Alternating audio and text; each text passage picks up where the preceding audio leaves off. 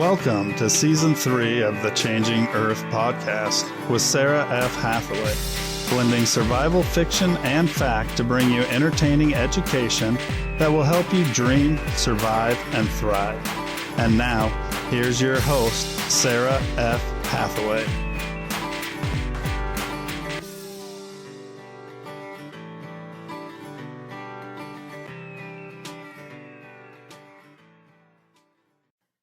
Hello and welcome to the Changing Earth podcast. I'm happy to be back with you again. This is episode number 96, season 3, episode 15. So I always go into the spiel about what's going on in my personal life. I finished the Walls of Freedom audiobook. It is currently with Audible being scrutinized for all the technicalities and everything.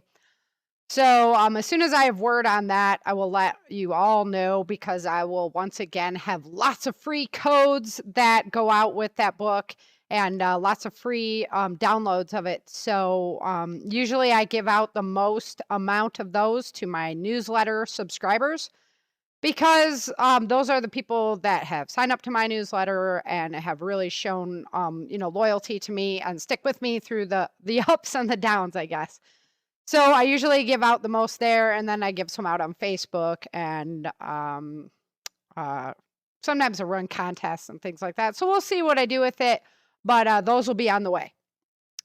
We're back on the weed eaters. We've had some sunshine here in California, lots of rain, and so the yard is just growing like you wouldn't believe.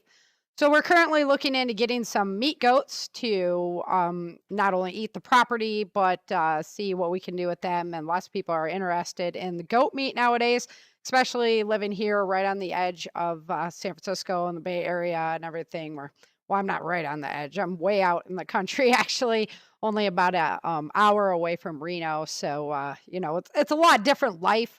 Everybody thinks California and thinks very negatively. And it's a lot different life here in the country side of California than it is over on the coastline of California. And so there's actually a movement right now called the State of Jefferson, and that would make the Northern California its own state. And so us rural people, we have our fingers crossed, and we know it'll take probably an act of God to actually make that happen.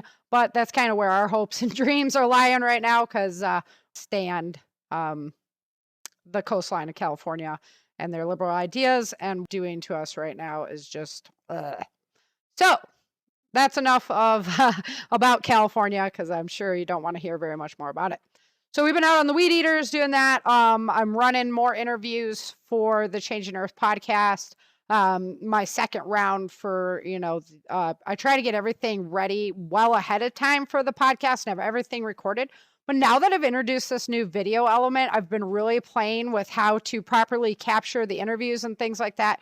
So if anybody has any advice for me on inexpensive ways of doing Skype capture, that'd be great. I do have Skype for Business. I've been working with that, but I haven't been able to get any results that I really like. I already did one, and it was really a bummer because it's an awesome interview, but I didn't like the sound quality. So I don't know if I'll use that or not, or try to get them to redo it with me. We'll see how that goes. But so that's what I've been playing with, and the YouTube creates a whole new element for that. And I'd like to be able to bring you the interviews in person as well, because that would, bring a nice thing to the YouTube viewers. There's going to be a whole lot of episodes that don't have video recordings, because I just wasn't doing video recordings at the time. And it's a lot of great information that I want to bring to you on this venue. So still playing with the idea whether I'm going to do full episodes or cut the episodes. I have been putting the episodes on as the story part and the interview part, and breaking those two away from each other and doing the interview as a supplemental video to the chapter. So I don't know. I'm still struggling, going back and forth in my head over what I'm going to do with that. So it's a work in progress. What can I say? Let's see. Last week on the Walls of Freedom story, Erica and her family, they left the security of Dolores's medical center, which is a really cool place, and too bad they couldn't hang out there longer. But their life kind of dictates that they're on this move to. So they're headed north, and along the way they find these berries to pick. So they load up on berries, and my friend Abe Lloyd, who does wild foraging, he is so passionate about berry foraging that's what his book is all about, and I just knew it was his topic in his wheelhouse. So he's back with us today to talk to us about harvesting wild berries, the benefits of doing that, and which ones you should really be looking out for. So I can't wait to bring that interview to you, but without any further ado, let's go ahead and get into the Walls of Freedom story. The Walls of Freedom by Sarah F. Hathaway. Chapter 15. They rolled north in the dark for what seemed like forever. All they saw was the nothingness, and all they heard was the clack, clack, clack as the slab rolled along the tracks.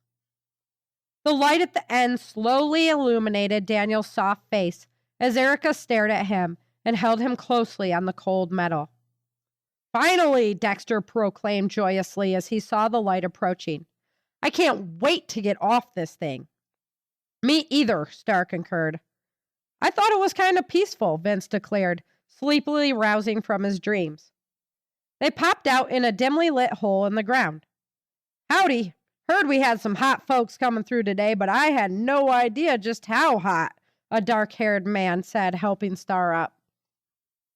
She rolled her eyes at the man's brashness and quickly turned away from the man to grab her gear. The man didn't skip a beat at her passive demeanor. "Let's get this straight. You don't need to know who I am, and I don't need to know who you are. It's just easier that way," the man declared, standing back to give them room. He was a Native American man with dark hair and eyes. Vince eyeballed him closely as he gathered Daniel up into his arms. When they were all ready to travel, the man opened the door to another hole with a ladder. They emerged into a small room that had a door to the sunlight outside. Their eyes burned as they were blasted with daylight. "Follow me," he commanded. As Erica's eyes adjusted, she could see that she was in a tiny community of people. She saw them dotting the horizon in the distance, moving around in a small town. There was a gleaming lake sprawled out before them as they headed to the gates protecting the small community.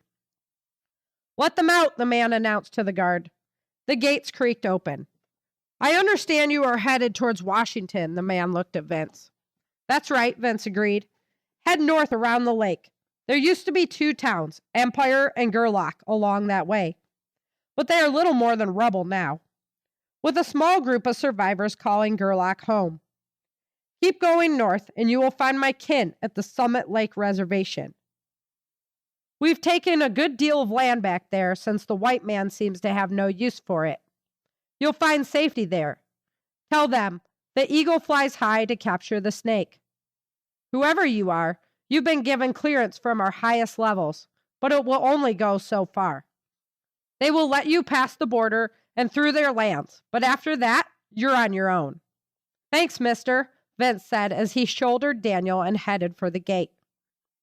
"And watch out for the wild dogs," the man added as the steel gate slammed closed in front of him.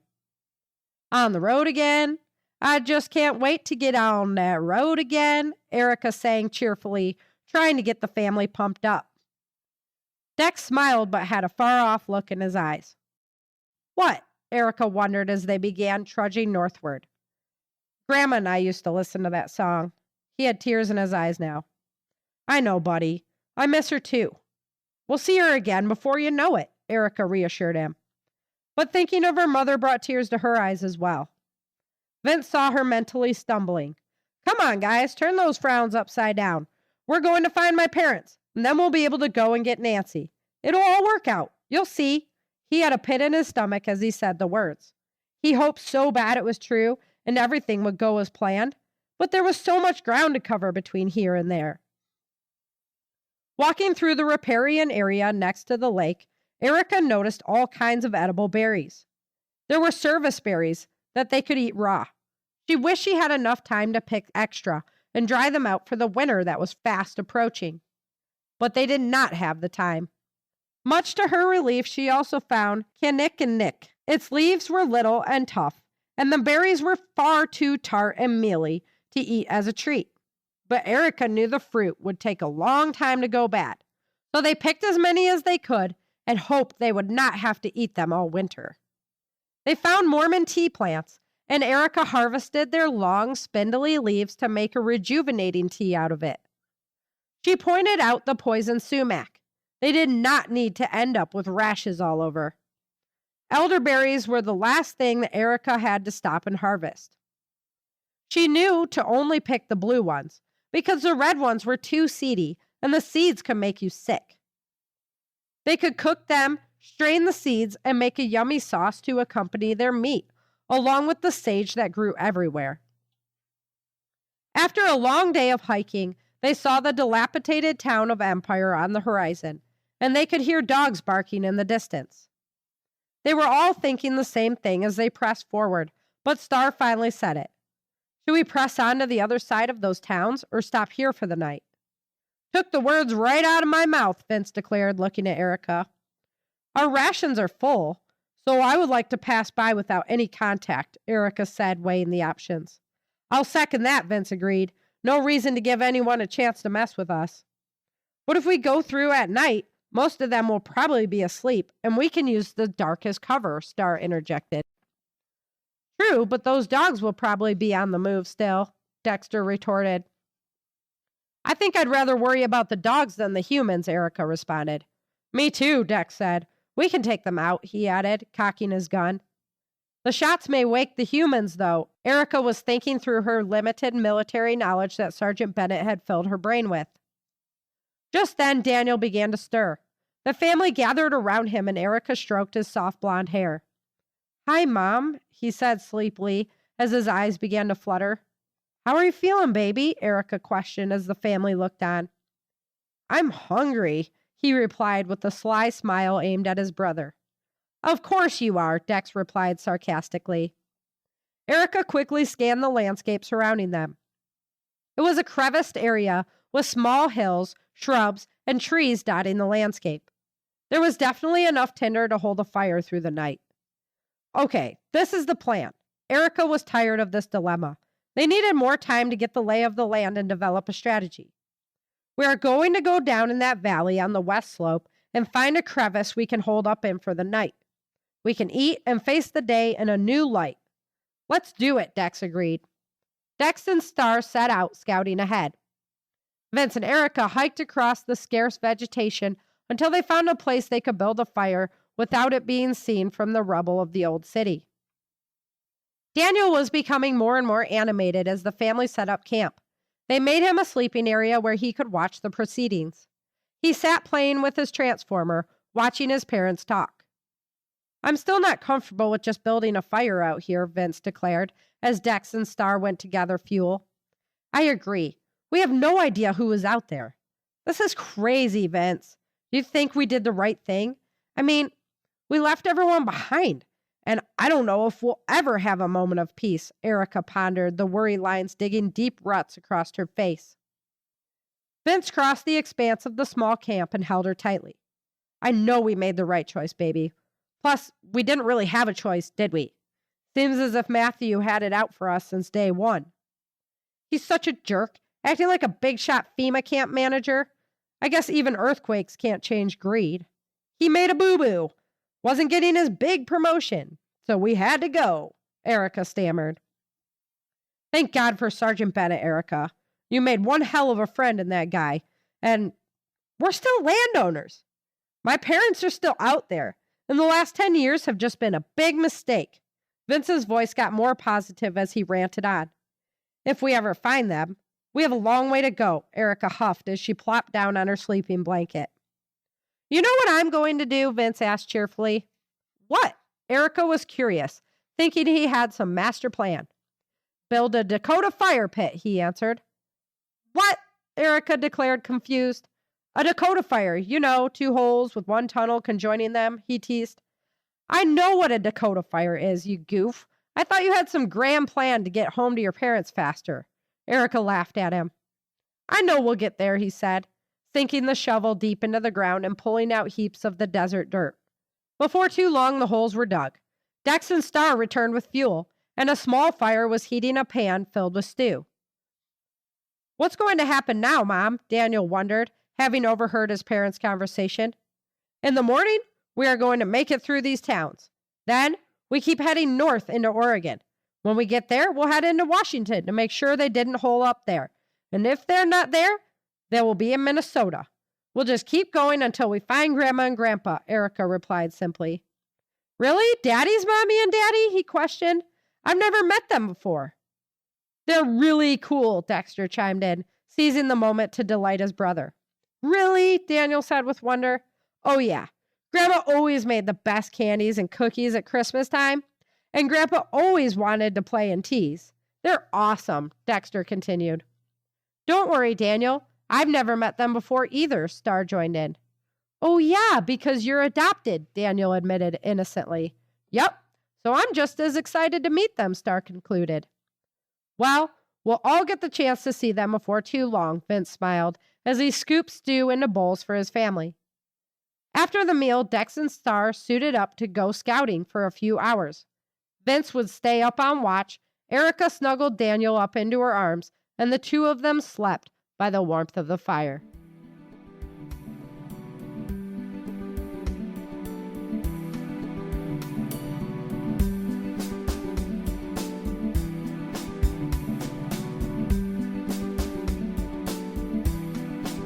So everyone is in much better spirits as, Daniel's health returns and the little boy is come back to life. And that's, what can you say? That's awesome. And I thank the Lord every day that, my children are healthy and happy, and what more could a parent really ask for, So everybody's feeling better as Daniel starts to recover, and they're excited about getting to see Grandma and Grandpa or meet Grandma and Grandpa. It's been, 10 years, and they found out they're still alive. So that's really cool, and they're excited about that. So along the way on this journey, they find some berries that they can harvest.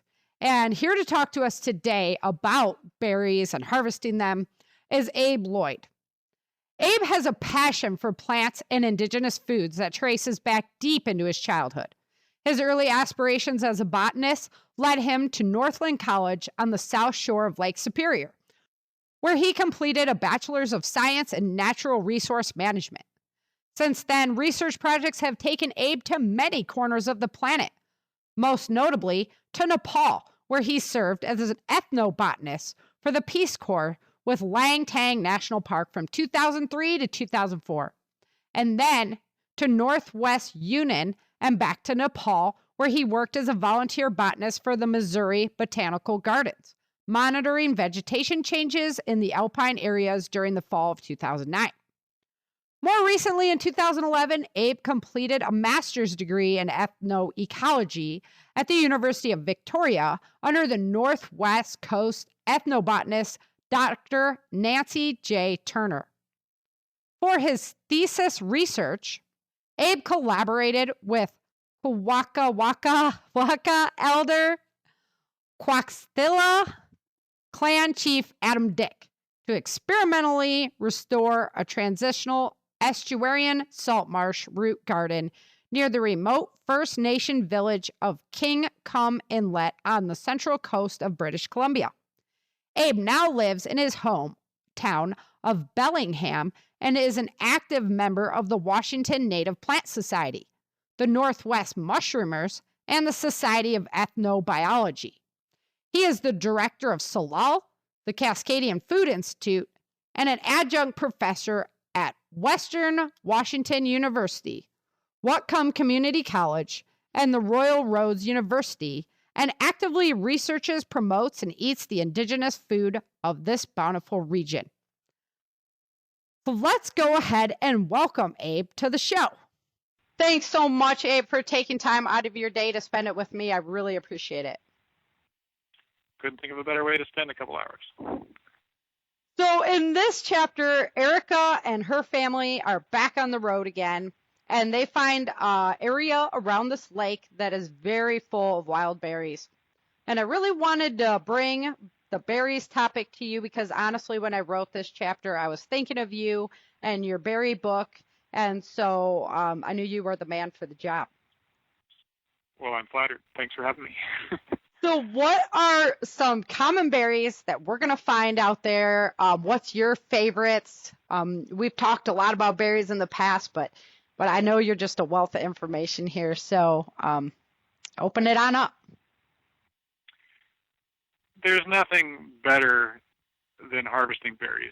It just epitomizes to me summer and sunshine and warm weather, and your characters are harvesting berries next to the lake, and I love harvesting berries next to the lake because berries love sunlight, and so do I, and they love water, and so do I, and so it just brings it all together. I love swimming after berry picking. Yeah, berries are just great. They're so sweet and tasty. My all-time favorite berry is thimbleberry, and thimbleberry is related to raspberries. It has a really bright red fruit with a whole bunch of little teeny cells that are all kind of glued together in the way that a raspberry is, except the seeds are smaller. And it's very sweet. It's very delicate when you harvest it. Usually, I just eat it right away because if they mold kind of quickly and they get crushed really easily. And it's kind of too hard to even put in the bowl to bring home. You just got to eat those right there. For me, it's hard because they're so tasty. Uh-huh. I guess it's also hard on the berries to be stacked deeply in a bowl. Yeah. Right. But I will say that a gift of thimbleberries epitomizes generosity, and every year my wife makes me a birthday present. I have a July birthday, and that's when thimbleberries usually are ripe, and she often makes like a birthday cake out of thimbleberries in some way. So you could imagine like a chocolate cake with thimbleberries coating the top. That was one of the more recent birthday cakes. So. Yum. Very I good. bet you the jam out of it would just be awesome. Yeah, they really are good for jam. Super small batch. That's right. Yep. Mm-hmm. So that thimbleberry is part of a group of berries, the blackberries and raspberry tribe. They're all kind of related. They all have fruits that look like they have a bunch of cells glued together. Last time we talked, 2 seasons ago, you mentioned the service berry. Yeah. Service berries are good. Yeah, go ahead. And you said it was available more often, like throughout the country, if I recollect correctly. So I just wanted to know totally a little right. bit more on how to spot it. Yeah, service berries are great because they're found in every single state and province throughout North America. Yeah. I think the easiest way to spot service berries is to scout for them in the spring. They flower pretty early in the spring, and that's where the name serviceberry comes from. At least one story about the name is that in the in the winter, when people died in many of the more colder places throughout North America, they couldn't dig graves because the ground was frozen solid. Mm-hmm. So they would just wait until the spring to bury those people. And they knew that the ground was thawed enough to dig the graves when the serviceberry was blooming, or when this tree with white showy flowers was blooming, and so then they started calling it serviceberry because its bloom coincided with. I bet you they brought the flowers to the funeral as well, because you always want flowers if they're already blooming that early, right? Yeah, and they for a native shrub, they have fairly large flower petals, these white flower petals that are pretty easy to spot from a distance. Okay. Just as the weather is starting to get warmer. Does it grow a lot in like the riparian areas? It does do okay in riparian areas. In many riparian areas, it gets shaded out by taller trees. Oh, okay. So serviceberry often comes into its prime in drier areas, so Okay. dry forests where there are naturally canopies, the gaps in the canopies, or rocky soils along lakes where the soil just isn't deep enough to grow trees. You'll find serviceberries. Yeah.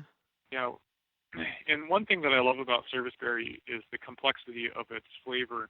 It's not just a sweet, juicy berry.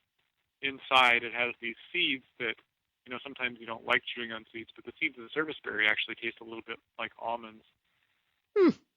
So they're very enjoyable. And traditionally, serviceberries were a staple fruit, and in some areas they still are a really important traditional food. They're typically dried, and when the dried kind of into a fruit leather, and those seeds with the dried fruit just make a really sustaining snack. Oh, I bet. Like your fruit strip with nuts built into it. That's right, yeah. Mm-hmm. That would be good. So let's see, there's a bunch of other great berries that are available. The gooseberries and currants are a group that are really diverse throughout North America, and the West Coast, I think, is kind of the center of diversity, especially California, for gooseberries and currants. And some gooseberries and currants are spiny or taste kind of skunky or lemony, but there are a few that are really delicious, and so I just want to call those out to your listeners. They get a chance to try the golden currant. I really recommend it. It's very good. Spreading gooseberry is one of my favorites. It has a larger black berry as opposed to the yellow or golden colored fruit of the golden currant. Wax currant is pretty good. It's sweet, smaller though. It's an inhabitant more of the dry steppe, and it has a red, substantial feeling fruit. I think that's why it's called wax currant, because it has kind of a thick texture when you're eating it, but it's something I enjoy. Okay. What else is there? Man, there's just so many good ones to choose from. What about juniper berries? Can you actually eat those? And well, let's talk about that first, the juniper berries. Yeah, junipers are edible, and they often were mixed with other berries, or meats. Okay. Pemmican was made with a Yes. mix of meat and juniper berries. Juniper berries, to my palate, are a little too strong to eat too many of them by themselves. I like nibbling on a juniper berry here and there just to freshen my breath and kind of put a skip in my stride. They have more of a medicinal taste to them. They're very aromatic.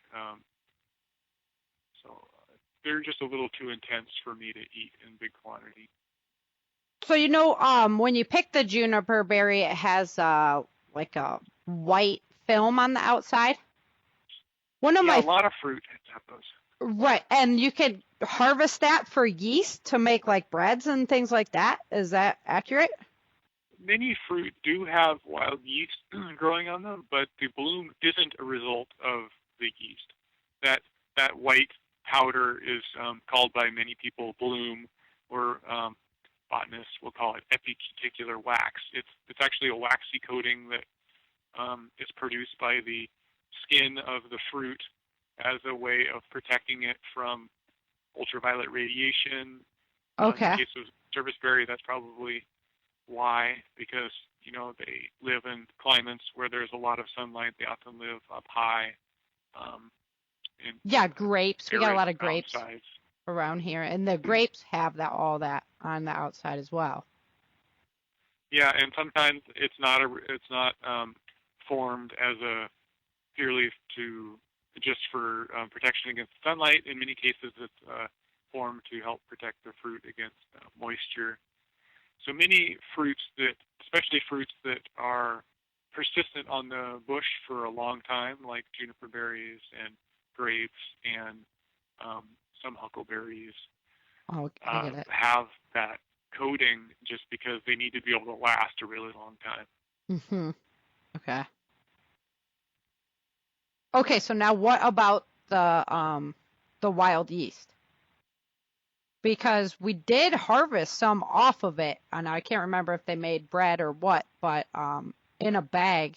And that I always wondered, how would you get yeast to, make breads and things in a survival situation? Yeah, yeasts do grow naturally on a lot of fruits.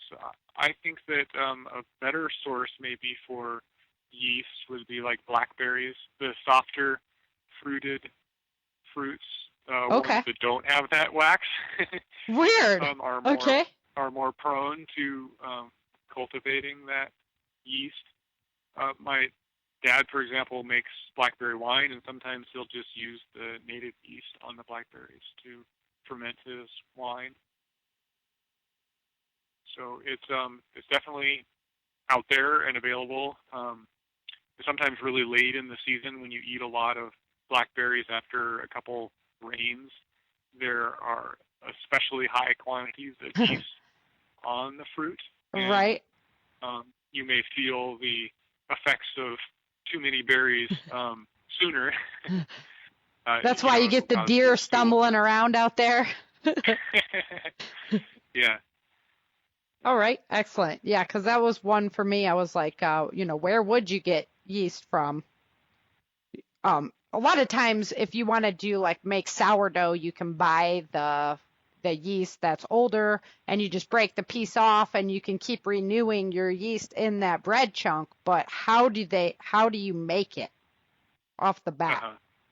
So.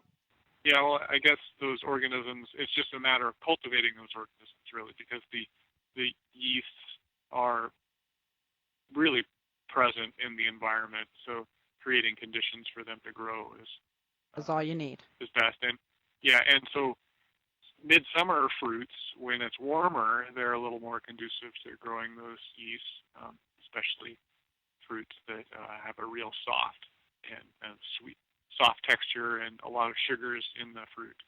Yeah, we put the bowl in like a plastic bag that we domed over the bowl of fruit, and then put it in the trunk of a car, and that way it would propagate and fill the bag.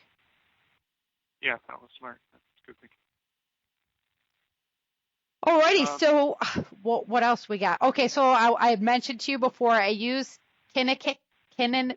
Oh, I can never say it right. It's going to be so hard for me to do the audio for that berry.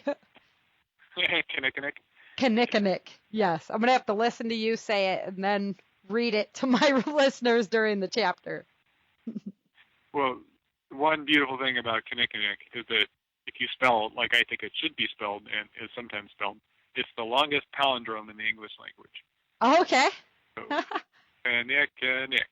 Kinnikinnick. Yep. Some people though spell it with just a K at the beginning and a CK at the end, which makes it not a palindrome, but I think it's more fun to spell it like a palindrome, like it should be. That's right. Kinnikinnick. That's right. Kinnikinnicks are fun. They're a small kind of mealy berry that grows on really dry, rocky exposures. Sometimes they're called bearberry.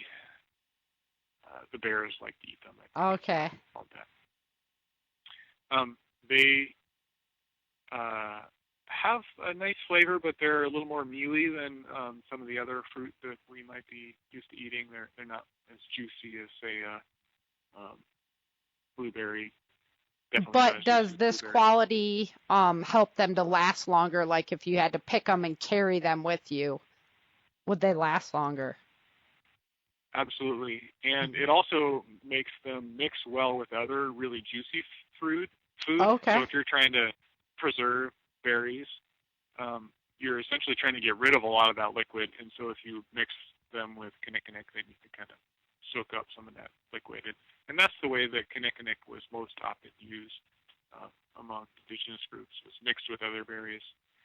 Kinnikinnick, though, is neat because it doesn't only provide us with that edible fruit, but the leaves can be smoked, and they're an important admixture to many smoking recipes or many smoking. Like in a traditional pipe? Yeah. So that's a fun one. And related to the kinnikinnick are manzanitas, and I mentioned in a previous interview with you that that there are a lot of different manzanita species, and they're a little bit fleshier than the kinnikinnick, but have some of that dry quality as well. But they're Well, fun. I'm going to have to try my Sour manzanita flavor. berries next season. I've been too intimidated by them just because I'm from the Midwest, where we have a lot of raspberries, big berries like that, and I'm like, I don't know if that one's edible or not. I'm going to have to ask Abe about it. So. Well, speaking of raspberries, there's one great raspberry that I think is often overlooked called black-cap raspberry, or sometimes people just say black-cap. And the bushes look very much like raspberry, even the cultivated raspberry in our gardens. But the fruit, instead of ripening to red, it ripens to black, and it tends to be a little bigger than a black-cap, almost a thimbleberry in size. And, this is a berry that I didn't actually discover, even though I was an avid forager throughout my childhood. I didn't discover it until I was, in my late teens or maybe early 20s. And I felt so remorseful when for all when those you years found I it. missed of picking blackcaps, because they're really tasty. And I think the reason I was missing them is that they really need a lot of sun. And so where I live in the Pacific Northwest, the understory is often really shady, and I didn't spend a lot of time in clear cuts. But in this part of the country, blackcaps thrive in the sunlight that is available in clear cuts, for the first 10 years until the trees get tall enough to shade them out. And they are really delicious, yeah. But in parts of California where the trees don't grow quite so close together, they're much more common. Like throughout the Sierra Nevada, they're a pretty common fruit. And the bush grows like low to the ground? No, it's different than the trailing blackberry, in that the bush grows up on its own, unsupported, and then the tip kind of nods to the side. Okay. So, and they have a very blue-green stem. Sometimes they're called white bark raspberry because there's actually some of that same wax that sometimes covers other fruits, but it's covering the stem. Huh. I'm going to have to keep my eyes open for that one, because we have a lot of those areas around here. Mm-hmm. Yeah, and in the Sierra Nevada, there's also a related species to blackcap called the wax leaf raspberry, and it looks really similar, except it's more low growing, and the berries have fewer drupelets, or fewer of those individual cells that aggregate together to form the berry. Okay. But, yeah, it just has like a few, like 3 or 4 of them, right? Usually less than 15, yeah. Okay. Yeah, because I think I've seen those before. Mm-hmm. Well, great. That's one that I would love to try. I haven't tried it myself. In writing about wild foods, I've come across it and want to. I think I have seen some of those down by the river areas. That's where I do a lot of my hunting for for wild forageables is down, by the rivers. But it does have those big meadows. It opens up big areas in between when you're walking as the river meanders. So I always like taking my boys down there and we go hunting for different things. And that's definitely one of them. Water bodies are great places for foraging because typically woody plants can't grow out of the water, and so there's sunlight coming in. If you're foraging along the banks, sunlight can come in from over the water and provide sun to the understory, and then you get a lot of fruit. Mm-hmm. Most of our fruits are not tolerant of shade. So if you're gonna go to like an old growth forest, a shady understory, looking for wild berries, you're gonna have a hard time unless there also happen to be occasional gaps in the canopy, which often happens in old growth. But right. But yeah, go to those places with near water or near trails or near landslides, near clear cuts even, where there's more sunlight, because all of our fruiting species need sun to produce those tasty fruit. And we find the fern even tops there too in the spring. The fiddlehead ferns. Oh yeah, the little great fern place for that tops. too, yeah. Mm-hmm. Even in years that are really cloudy, I've noticed a difference in the fruit production and the sweetness of the fruit. So sun is vitally important to those berries. Yes. But But it makes it nice to travel through all those areas, because then you get all the diversity of it. You get to be up in the water where all the ferns are, things like that. The blackberries like the water edges, and then get out into the, the area that's more grassland in between. That's where you're looking for like your little root plants, things like that. The berries like this that would be growing. We also have the wavy leaf soap plant, and that's a useful one to know as far as foraging and whatnot. Yeah, so many of the areas that you go in one season, you could return to in another season and find totally different edibles. That's the truth of it, too. Yeah, typically the berries are, range from late spring through the fall. So it's a pretty long season. No one fruit has that long of a season, but each one kind of has its own little. Yeah, each one comes in and out at its time, keeps you fed throughout the year. Yeah. So blackcaps and thimbleberries tend to be kind of midsummer, whereas the things like blue elderberry, which I actually hadn't mentioned yet, is a late summer fruit. And some of the huckleberries or the blueberries are late. Red huckleberry happens to be kind of early, but the blueberries tend to be a little later in the summer. Mm-hmm. And then there's one called evergreen huckleberry, and it grows along the west coast. But in one of your stories, you talk about the sea level rising and potentially areas that are now inland, if that were to happen, would benefit from climate turned more maritime. Might grow in the Sierra Nevadas, for example, if it were more maritime. And it's remarkable in that it persists on the bush for so long. I often begin harvesting it in late September, but I've picked the berries in December and even a few in early January. Wow. Yeah, that's a nice thing about like California, huh? Yeah.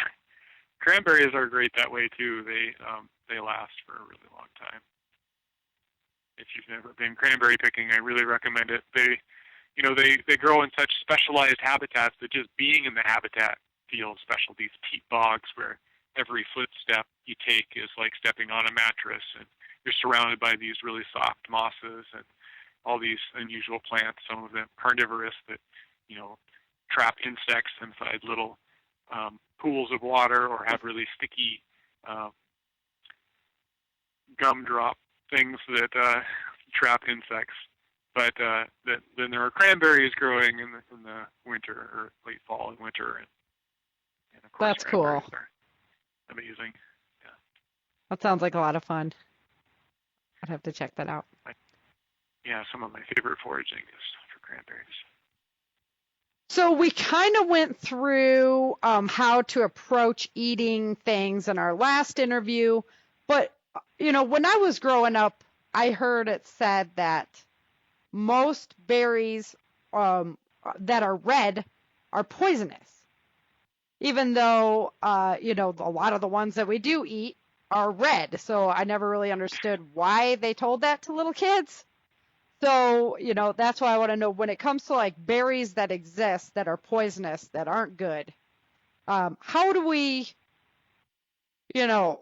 differentiate these berries away from, is there any kind of signs, anything like that? What do we need to be aware of? Yeah, edible berries come in all colors, and there are many edible berries that are red. So I think that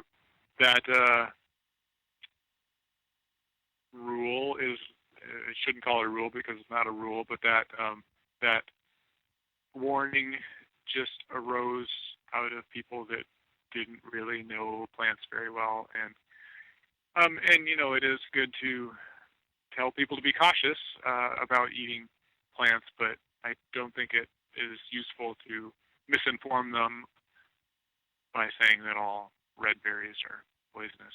Well, we have the strawberry. Red huckleberries, right? Yeah, strawberries, red raspberries, thimbleberries. Exactly. There's so many that are delicious with red fruit. And there are some poisonous berries, so it might be worth mentioning some poisonous berries, like baneberry. It actually happens to have a red berry, and it's quite poisonous. It's actually one that grows okay in shadier environments. Holly, the European holly, is poisonous. Yep.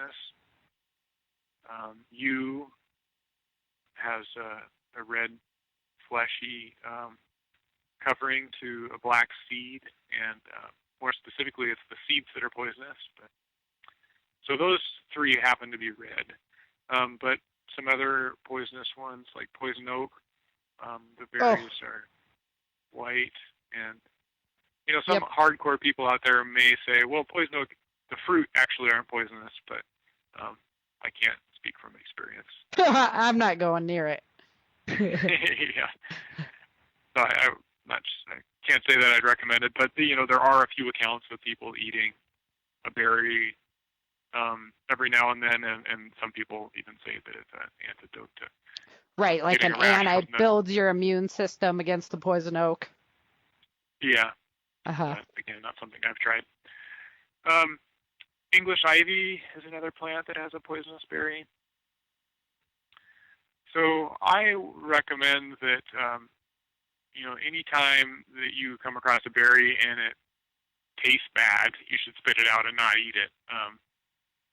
Even if you think you're eating an edible fruit, you need to trust your palate. Mm-hmm. That's probably why we can discern good and bad flavors, right? A way of keeping us from eating. Do you know about olives? Because I've heard that you can't just pick the olive from the tree, that it also has to be leached, kind of like an acorn.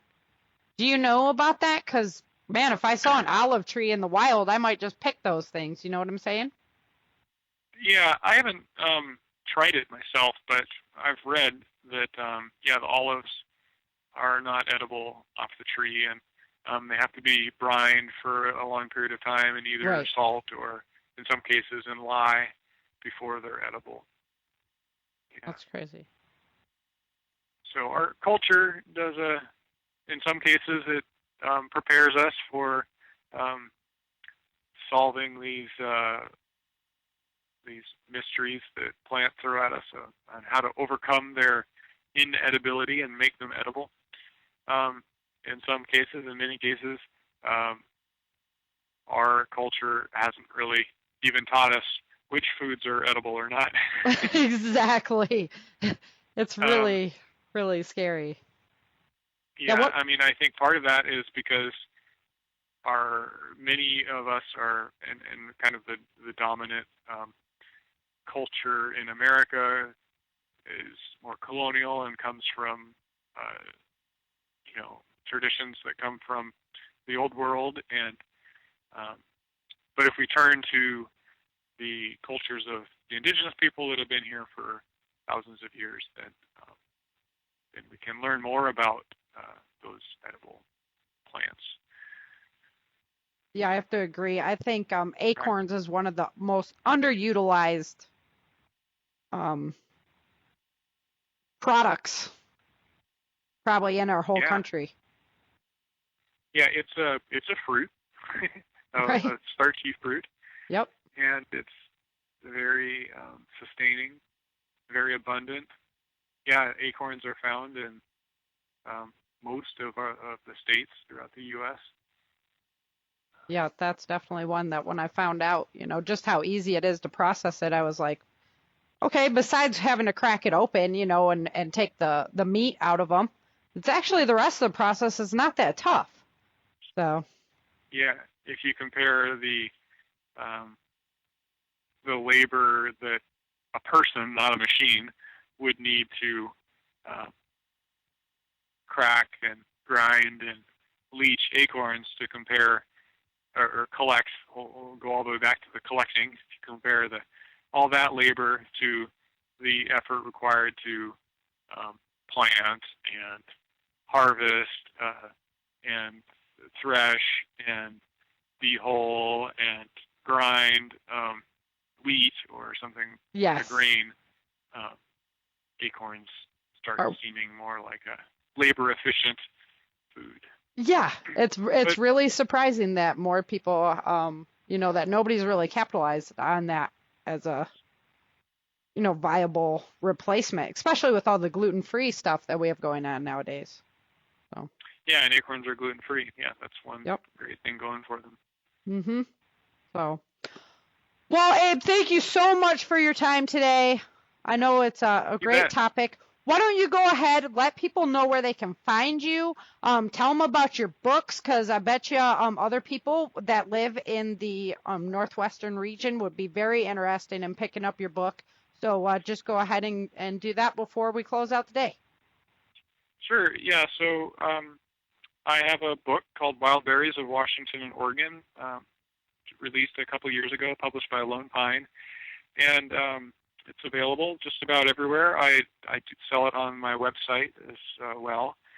My website is called SALAL, the Cascadian Food Institute, and the work I do is to try and promote indigenous foods, specifically in the Pacific Northwest, through education, workshops, things like that. And I also have a foraging blog that many of your listeners might be interested in. It's called Wild Harvests, and I write about my foraging experiences. Sometimes I'm experimenting with new plants, or sometimes I'm just sharing my favorite techniques to harvest and process things that I've been doing for a long time. So I try and make it useful to people that want to try new things themselves or want to learn how to improve upon their techniques for things that it's a very good read, and the only place that I found that even touched on the subject of yampas when I first started researching that plant. So that's really how we got hooked up, so definitely recommend your blog. It's a good read. Thanks. Yeah, and I really try and keep my information limited to either the experience of indigenous peoples that I'm learning from, either through in person or through literature, or my own personal experiences, and try and really incorporate a lot of these wild foods into my diet regularly. So I'm almost every day I eat a wild food, and some days I eat a majority of wild foods. Right now I'm boiling maple sap from our local fig leaf maple to make some maple syrup. Ooh, Nice.